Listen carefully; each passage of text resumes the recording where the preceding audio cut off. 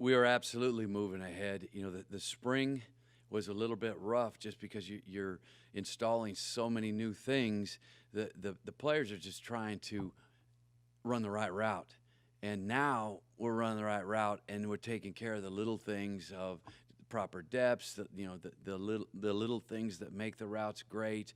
You know, it's you know, that attention to detail that makes you a really efficient offense. We couldn't do that. We were just trying to learn, and now we're polishing things, and it's showing. And it's been great so far in fall camp because we feel like we're much more competitive. We've got a great defense, you know, and it's great to go against those guys every day because that sets the bar high. But we feel like we're way more competitive now, and it's kind of more back and forth rather than lopsided. Quarterbacks, how's that war going between them, and are they grasping more of the offense now? They are doing a good job, and everybody has their day. You know, we're waiting for somebody to break out. We're repping for quarterbacks, which is not perfect. You would really like to be repping two right now and giving a third guy some reps, and we don't feel like we can do that quite yet. You know, Coach Spavital will make the call on that when we do start cutting things down and making a decision and trying to set the depth chart. But right now, and we've got four guys. Cedric is really looking good for a true freshman. You know, we got the three older guys, and they're all very even. And then Cedric comes in and throws another guy in the mix, and so we're just going to continue to rep them, and we're going to have to make some hard decisions here so we can get the one and the two quarterback the majority of the reps. You said earlier that you impressed with the running game and everything, how it was progressing. And how are those guys doing, after day 4 or 5? You know, up front, we had some success last couple of days of running the ball. You know, we struggled a little bit in pass protection yesterday. We had our first blitz period, and that was a little ugly. But you know, we're moving forward. We got a lot of young guys up front. Coach McGuire is really, you know, doing a great job of developing those kids. O-line is not something that you can just bring some guys in, throw them out there, and being good. And we made a lot of progress in the spring, and you know, we've got to do the same this fall. We're absolutely not where we want to be there, but we're much better. I was gonna say, when you come in and install new systems, usually takes a while, like you say. But are you where you think you would be, or you think you're still a little bit behind the eight ball? You know, I think that we might be just a little bit farther ahead just because I try to gauge it off our defense because we had a good defense last year and a lot of returners, and they aren't dominating us like they did in the spring, and we're having a little bit of back and forth, and I don't know how this group of players, I don't know the Sun Belt, so I don't know how this group of players is going to match up against defenses in the Sun Belt, but I know our defense, if we would have been more efficient on offense last year, would have even been ranked higher, probably in the top three of the conference. So trying to gauge it off of that, I think we've made a lot of progress and probably a little farther ahead, but not anywhere near what we need to be come game one. Who's impressed you the most right now, offensively, to say that they're really ahead? You know, I think the outside receivers, you know, Haydell's making some plays, and TJ's making plays. Mason is so solid, the guy that you can really trust. Hutch is making big plays. He goes 1,000 miles an hour, regardless if he's run 20 plays in a row. You know, the big thing is not just running routes and trying to do the right thing and catching the normal ball. They're making plays. They're making catches that aren't easy, and it's impressed me.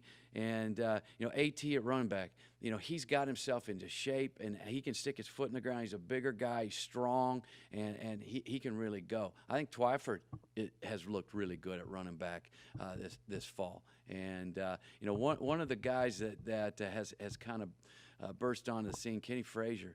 He is really impressing everybody, and he can really run, but he seems like a guy that's been here for a couple of years, and he's been here, you know, not very long, and he's making plays, he's running by people, you know, so Kenny's an exciting guy. I think he's a guy that can play for us this year. May give us a little bit of flexibility to maybe move one of the inside guys to give us some depth outside and kind of have a swing guy. How much do you look forward to first day in pads, coach? Is that you know things where like now you can really tell who's there?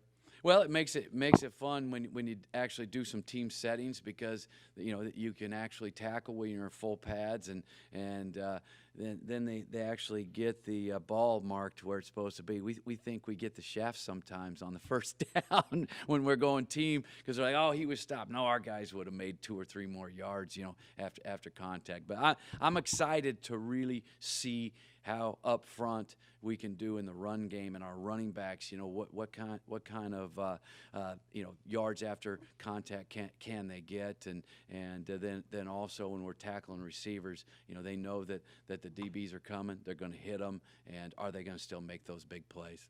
Who's been stepping up right now, coach, as the leaders, on offense, that you've seen? I think the guys that need to be is AT is a guy that's very vocal and he also does it on the field. You have to be a leader. You have to be vocal.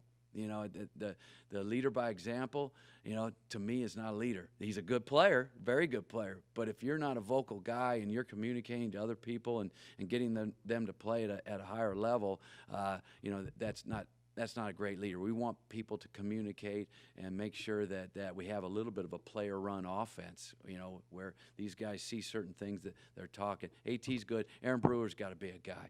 He's a great player. He's got to be a guy up front that controls, that situation. And then you got a guy like Mason and Hutch. Those are the guys that have to be leaders there. And quarterback-wise, I think all those guys are doing the job. And then in the end, when you choose your starter, he has to be that guy that's at the top, and everything trickles down from him, whoever that is. Is there a deadline when you have to get depth chart ready before the first game, or? We'll start making decisions soon. You don't want to go too far because, like I said, you want to get more reps to those top 2 guys, and right now we're spreading it too thin. And so over the next couple of days, Coach Spavital and I have talked about it, and we're going to start making some decisions. And like I said, they're going to be hard ones because we have 4 guys that could do it, and we got to figure out who those 2 guys are, and then that 3 that's going to get some minimal reps, but get some. Is there a possibility that 4 quarterbacks might see play in the first game of the season, or is that too many? I hope not. I hope that's not the case. We need somebody to break out and be that guy that we can really trust and count on. So I think some things, once you get into a scrimmage setting, that's going to help a lot. It's easy to go out and pass Skelly 7-on-7 and do well, or when it's just a play that doesn't matter on 3rd down, it's just a play and it's a great play. We want guys that they make everybody better around them. When they're on the field, everybody else just goes to a different level, we're watching that, and Coach Spav's right behind him every day. He's communicating with him, he's watching, so he'll make a good decision.